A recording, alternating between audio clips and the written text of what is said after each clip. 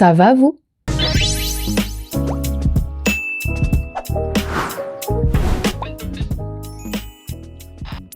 J'avais envie de vous faire une vidéo sur mes parfums ambrés parce que c'est une famille olfactive que j'aime énormément. Et pour moi, il n'y a pas plus sensuel. Avant de démarrer la vidéo, j'aimerais rappeler ce qu'est l'ambre en parfumerie. Parce que je trouve que quand on est novice, c'est un peu compliqué. Vous avez l'accord d'ambre qui n'a rien à voir avec la pierre. L'ambre, c'est-à-dire cette sève fossilisée. L'ambre, c'est un accord entre plusieurs matières premières, c'est-à-dire vanille, benjoin, musc, labdanum, etc., qui donne justement cette odeur ambrée, chaude, balsamique, qu'il faut absolument dissocier de l'ambre gris. Rien à voir. L'ambre gris, c'est une matière animale. C'est le vomi de baleine de cachalot qui ressemble à une grosse pierre grise. À absolument dissocier des bois ambrés / amber woods que vous pourriez trouver dans les pyramides olfactives de certains sites internet. Les bois ambrés, ça n'a rien à voir. C'est essentiel de vous rappeler que l'accord d'ambre est vraiment une combinaison de notes à part entière qui n'a rien à voir avec la pierre d'ambre. J'ai 8 parfums sous les yeux à vous présenter et sachez que tous sont absolument portables par un homme ou par une femme. J'ai classé les parfums de l'ambré le plus respirant à l'ambré le plus sombre et complexe. On va démarrer par un parfum d'une maison que j'adore par-dessus tout. Et il s'agit de Lavender Scotch de chez Oryza Le Grand. Alors, la maison Oryza Le Grand, si vous ne la connaissez pas, elle existe depuis 1720. Une maison de parfum qui a su, au travers de ces années, garder son esprit, son aura vintage, un peu désuet. Donc si vous n'êtes pas vraiment familier avec ce genre d'odeur et que vous êtes vraiment plutôt dans les fragrances modernes, écoutez, je vous invite quand même à aller sentir la maison, vous pourriez avoir de belles surprises. Mais moi, c'est absolument tout ce que j'aime. En grande fan de lavande, je ne pouvais pas passer à côté. Vous n'avez ni plus ni moins que l'odeur naturelle d'une lavande en flacon, mais sur un fond ambré délicieusement satiné poudré. La lavande dedans, elle est quand même camphrée, expectorante, apaisante. Sachez qu'il est possible de le porter toute l'année. Je l'ai porté en plein été. Justement, ce fond ambré, je le trouve quand même très aérien. J'en profite pour vous parler d'un bon plan qui n'est absolument pas sponsorisé, j'ai autre chose à faire. Je sais que 2 fois par an, si je ne dis pas de bêtises, Oryza Le Grand fait une offre où vous achetez un grand format comme celui-ci et il vous offre un format 50 ml de votre choix. Je l'ai déjà fait, j'ai déjà profité de l'offre, elle fonctionne, il n'y a aucun problème. Donc ma collection de Oryza Le Grand s'agrandit à vitesse grand V. J'attends avec impatience la prochaine offre parce que j'en ai encore beaucoup dans le viseur. Le second parfum, il s'agit de Oriental Sans Souci du Jardin Retrouvé. Alors celui-ci, il est rentré il y a peu de temps dans ma collection. C'est un ambré qui est aromatique avec des notes florales, mais des notes, je dirais plutôt de souci, d'œillet, des fleurs qui sont quand même assez piquantes, incandescentes. Il est assez masculin. Je n'aime pas genrer les parfums, vous le savez. Mais il a quand même cette odeur de Cologne que portaient nos grands-parents. Je n'ai plus du tout les notes en tête, donc je ne peux pas vous dire ce qui correspond à ce fond justement assez masculinisé. Mais je le trouve tellement agréable et absolument portable par tous les temps, justement parce qu'il est aromatique. Et que en plus de ça, il a une tête que je trouve quand même assez hespéridée, assez lumineuse, assez pétillante. Le parfum est quand même très respirant quand on le met. Et au fil du séchage, justement, il va venir se patiner, s'embrer sur la peau. Donc c'est pour ça que je peux très bien le porter en plein été, mais je peux tout à fait aussi le porter en hiver parce que je trouve qu'il va se malter. Je ne sais pas si le terme est très bien choisi, très judicieux pour vous faire comprendre, mais oui, je trouve qu'il va pas se baumer, c'est pas le terme, il va se malter sur la peau. Voilà, je peux pas trouver mieux pour vous expliquer. J'en profite pour vous dire que chez moi, la tenue, le sillage et la projection d'un parfum n'est pas très importante. Donc si parfois je ne parle pas de la tenue, c'est parce que je n'en vois pas nécessairement l'intérêt. Par contre, là où je pourrais vous donner un avis, c'est quand les tenues sont vraiment nucléaires, parce que je sais que ça peut être incommodant, parce que parfois, même après une douche, ça ne part pas. Voilà, petit aparté fait. On va rester encore un tout petit peu dans les aromatiques avec Peau d'ambre de chez Pierre Guillaume. Mais un tout petit peu parce que je crois que la seule note aromatique qu'il y a dans ce parfum, c'est une note de sapin baumier. Parce que le reste, c'est un accord d'ambre avec des effluves d'encens, d'olibanum, enfin en tout cas des résines qui donne au parfum, écoutez, une aura un peu poussiéreuse. Alors il faut être assez amateur de cette note d'encens poussiéreux, si j'ose dire. Il est quand même sec et minéral, même si justement ce fond ambré vient rapporter de la chaleur. Je trouve qu'il est un peu austère. J'espère que ça vous donne quand même envie d'aller le sentir. Le quatrième parfum que j'ai à vous présenter est un immense coup de cœur. Je l'ai senti pendant l'événement de la Paris Perfume Week et fini par l'acheter parce que c'était devenu une obsession. Et pourtant, il détient une note issue d'une odeur que je déteste, à savoir la réglisse. Mais bizarrement, dans les parfums, j'apprécie cette note. Il s'agit du numéro 2, Ambre demi-deuil de chez Binet Papillon. Si vous ne le connaissez pas et que vous êtes un grand amoureux des parfums ambrés et poudrés, il faut absolument que vous alliez le découvrir. C'est très très simple, c'est une poudre libre ambrée qui vient déposer un voile soyeux sur la peau. Je crois que même en étant aussi enthousiaste, vous ne pouvez même pas imaginer la beauté de l'odeur de ce parfum. Le prochain a été créé par une de mes maisons de parfums préférées et il s'agit des Bains Guerbois avec les bains douches. Faites-moi le plaisir de vous promettre d'aller la découvrir. Mais vraiment, je trouve que les parfums sont magnifiques. Et on arrive à raconter des choses en flacon et c'est ça que j'adore parce que quand je le sens, j'ai toute une histoire qui me vient en tête. Alors, pas toujours l'histoire que la maison a voulu retranscrire olfactivement, mais en tout cas, pour les bains douches, je suis absolument dans cette boîte de nuit mythique de Paris. C'est un ambré que la maison décrit comme un ambré gourmand et très personnellement, je ne trouve pas. Je trouve que c'est un ambré qui serait plutôt aromatique. Mais écoutez, il est tellement facetté ce parfum. Il est censé retranscrire l'odeur qu'on avait à l'intérieur de la boîte de nuit. J'en avais déjà parlé sur TikTok, il y a une personne qui m'a dit « Mais est-ce que ton parfum, du coup, a des relents d'Angèle de Mugler ?» Parce que moi, quand j'y sortais, quand j'étais plus jeune, toutes les nanas portaient Mugler.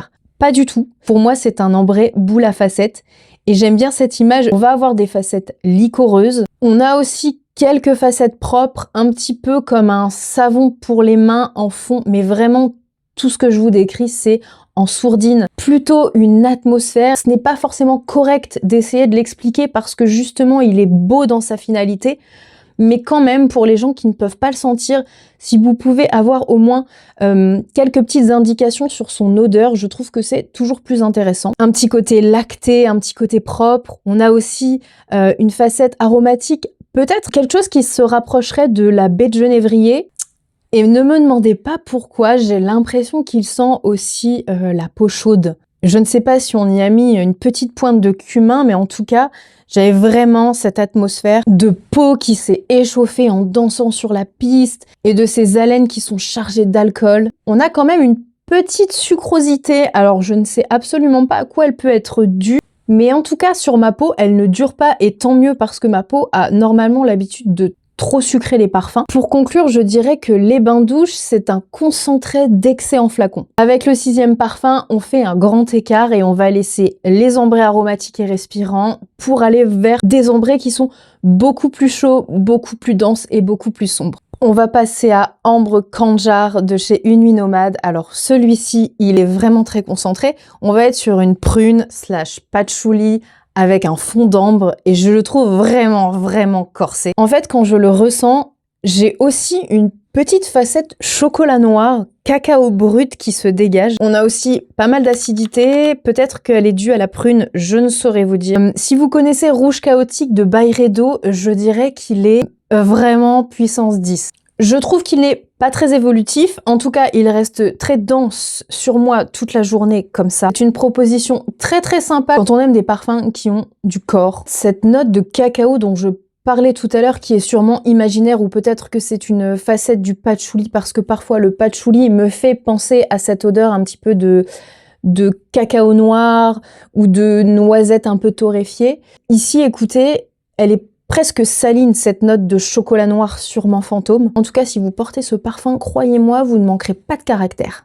L'avant-dernier aurait pu être mon parfum signature parce que il est absolument à l'image de mon caractère. Et c'est Ambrelou, une bombe d'épices ambrées. Je viens de le remettre sur peau et en fait, l'ouverture, elle peut être assez déroutante parce que elle a cette odeur d'olive noire. un peu de tapenade, vous voyez. Vous avez beaucoup d'épices assez suffocantes comme du clou de girofle et tout un tas de notes qui s'afficheront à l'écran parce que je les ai plus en tête. Mais plus vous laissez le parfum s'exprimer sur votre peau et plus vous allez avoir une note très ronde qui vient arrondir tout le parfum. Et cette bête sauvage que vous avez sur la peau au début et qui peut être vraiment rebutante ou repoussante, eh bien elle devient divine, addictive. Vous allez retrouver une vanille, mais pas une vanilline, vraiment une vanille noire, grasse, encore dans sa gousse. Et parfois vous allez avoir quelques petites facettes fumées par-ci par-là qui vont se faire ressentir.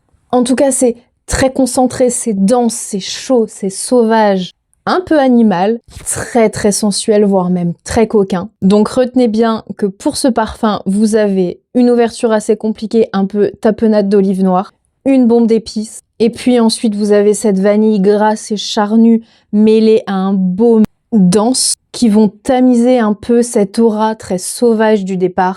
À mon sens, c'est un des plus beaux ambrés de ma collection. On termine en beauté cette vidéo avec un parfum qui vient d'une maison grecque. Il s'agit d'Angelos Création Olfactive et c'est une maison, écoutez, que je n'ai jamais croisée en parfumerie. Pourtant, j'ai fait pas mal de parfumerie en Europe et j'ai le plaisir de le revoir depuis maintenant 2 ans à la Paris Perfume Week. À chaque fois qu'il a son stand, c'est l'effervescence. Je vais rester collée des heures et des heures devant son stand pour sentir toutes ses créations parce que je les trouve vraiment très complexe, plutôt dans la création artisanale. Donc là vraiment on s'éloigne un peu de toute cette niche conventionnelle ou de tous ces parfums mainstream. Là vraiment on est dans la création, dans le parfumeur passionné. Celui que je vous présente s'appelle Angeliki et il s'agit d'un ambré, mais un ambré, écoutez, très complexe, floral. Moi qui ne suis pas fan des floraux, il est floral et il est aussi animal. Il est très complexe et je vais essayer au mieux de vous expliquer ce que je peux ressentir dans le parfum. Mais quand vous allez voir la pyramide olfactive à l'écran, écoutez, vous allez mettre pause un bon bout de temps, le temps de lire toute la liste d'ingrédients. Je viens de le vaporiser. Écoutez, c'est incroyable à quel point il est concentré et complexe. Je pense que je vais avoir un petit peu de fil à retordre pour vous le décrire. En tout cas, sachez qu'il a aussi cette petite vibe désuète vintage, voilà. Mais quand vous allez voir la pyramide olfactive, vous allez voir de l'œillet, vous allez voir de la civette, vous allez voir des choses qu'on utilisait dans les parfums d'époque. Et donc, fatalement, on va retrouver cette petite vibe vintage de ce que portaient nos arrière-grands-parents. Les fleurs dans ce parfum me font plutôt penser à du lilas, à du lys, à de l'œillet, des fleurs qui sont très capiteuses et tout de suite je retrouve des facettes très fumées et des odeurs un peu aigrelettes de la civette. J'ai aussi quand même une rondeur un peu fourrure, un peu cire d'abeille. Je pense très sincèrement que ce parfum s'adresse plutôt aux personnes soit qui ont un amour pour les anciens parfums ou un nez quand même assez aguerri pour aimer ce genre de notes et de pyramide olfactive parce que personnellement je l'adore, mais je peux comprendre qu'il soit très compliqué parce qu'en fait il va développer avec les notes animales qu'il a en lui quelque chose d'assez acide, un petit peu urétique si je peux m'exprimer ainsi. Vous avez quand même une richesse de notes. Vous allez vous dire mais elle donne pas du tout envie d'aller sentir ce parfum, mais écoutez, sachez qu'un jour je vous parlerai de mes parfums animaliques et là vous pourrez juger à quel point vous avez des choses qui sont vraiment pires que ça. Comme celui-ci est un petit peu plus compliqué à trouver, je vous invite à sentir Oriental sans souci et si déjà pour vous ça coince à ce niveau-là, écoutez, je suis persuadée que Angeliki ne sera absolument pas fait pour vous. La vidéo est terminée, j'espère ne pas avoir été trop concise ou trop longue dans mes explications. En tout cas, je vous dis à bientôt pour une prochaine vidéo et encore merci pour votre soutien.